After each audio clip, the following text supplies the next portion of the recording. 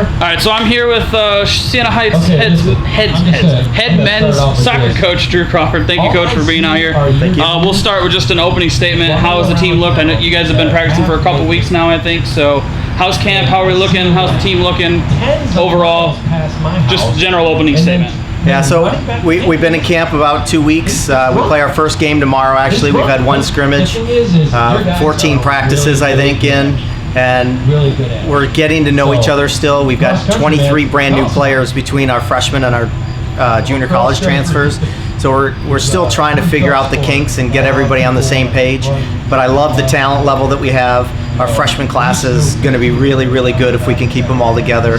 And I'm excited about what the potential of this team is. Can you maybe tell us a couple names of some guys returning that we should look out for? Maybe some new guys on the team that you maybe surprised you a little bit in camp, you didn't expect them to contribute, or guys you brought in that you knew were right away were going to contribute. Just some names that we can kind of keep an eye on as the season gets going. Like you said, in less than 24 hours we're going to be going. So yeah, so obviously we want to start strong in the back, and we've got two returning goalkeepers that are very good.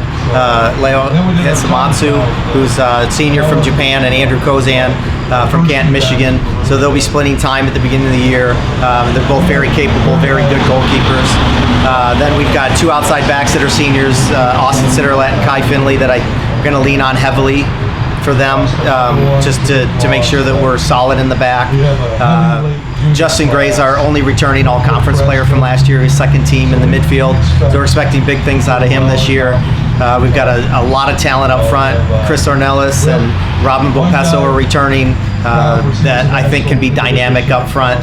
And then we've just got a lot of hard workers, Braden Steffen, Alexander Mittag, Remy Collard. I mean, we've got a lot of grinders, which the team needs for sure. I know most coaches don't care about this, but I know players sometimes do. But the WAC preseason poll came out. We were picked 8th. Just talk about, is that kind of a spot you expected us to be? Were you surprised that we had that placing? Was it where you thought we would be at this time of year, considering all the question marks? Just a little bit about the poll. And like I said, the coaches hate the preseason polls, but I know players pay attention. Sometimes they get mad. So yeah, for me, I think it's motivation. We finished 7th last year, so for them to think that a team that finished, I think, 11th or 12th last year are going to be better than us this year should be motivation.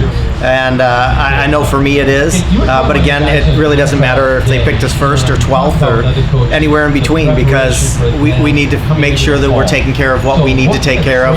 Last year we were 7th. We probably should have been 4th or 5th with the games that I thought we were the better team and didn't get the right results. So this year the focus will be getting the right results in the games that we play. If we're the better team, it should show on the score sheet, not just in our heads that we knew we outplayed them. Yeah, so in 2018 for the league year, I know on the outside looking in, just taking a quick look at the record, I believe we were 3-7-1, and if you just look at the record, it's like, oh, they weren't very good. But then if you look at the scores, we lost a lot of those games by 1, maybe 2 goals at the most.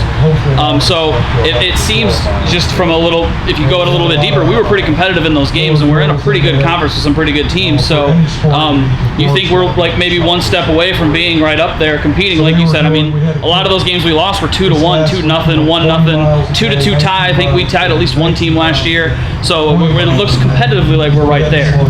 Yeah, and there's 3 games on the calendar from last year that I circle that we outshot the team. We outstatted them in every single category except the score, which is the one that's the most important.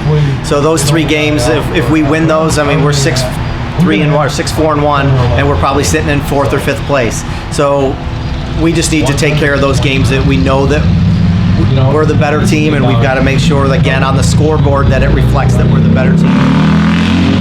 Not just in our heads that we know we're the better team, but unfortunately, and in soccer, sometimes that happens. A goalkeeper stands on their head and makes 5 or 6 saves they never should have made, and they get one lucky one, and you end up losing 1-0. And that happened a couple times last year, and we just have to make sure that we're prepared not to have that happen. Yeah, like any sport, if the ball doesn't bounce your way, sometimes it doesn't bounce your way. The last thing I think I'll keep you with here is just, have you, I don't know if, there's sometimes a lot of film study, have you looked at Huntington? How do you think we match up about tomorrow? Since the game is tomorrow, do a little, what are we looking at with Huntington? Maybe not necessarily like them, but obviously, I'm sure you're probably pretty excited to start the season. So maybe just a little bit about the game, tomorrow's game. It is home at 7 o'clock at O'Loughlin Stadium. I think you guys are the first team for us this year in the fall to start a little earlier than usually, but I mean, if fall's here, already not here it comes. So just speak a little bit about tomorrow's game. Well, I usually don't scout the non-conference teams that well. For us, it's really, we have 7 non-conference games that we're looking to get ready for the conference, because those are the games that matter. You can go 7-0 or 0-7 or anything in between, but when you hit conference play, those are the games that matter. So we'll take these 7 games to figure out who our best players are. We'll rotate a lot more players in than normal. We did scrimmage Huntington last year. They put a little bit of a beating on us. They beat us 5-2. They're very good. They're receiving votes in the national poll. I believe they went to national tournament last year and lost in the first round. So they're a very good opponent to start off right out of the gate. And we're gonna have our work cut out for us from day one, because we have Spring Arbor, who's ranked 10th on our conference or a non-conference schedule. Madonna's ranked 4th. Uno's receiving votes. Lawrence Tech's getting votes. I mean, we have 5 teams that are either ranked or receiving votes out of our 18 games, and everybody else in our conference is solid. So there's no easy games in our conference. Kind of measuring stick games, as they call them. You're going to know how good you are and what you need to work on when you face teams that are that successful. Well, thank you for stopping out here with the coach. Good luck tomorrow. We'll obviously be there as part of my job, but we're looking forward to the season starting and looking forward to seeing you guys tomorrow. And good luck. Great, thanks, Corey. Thank you.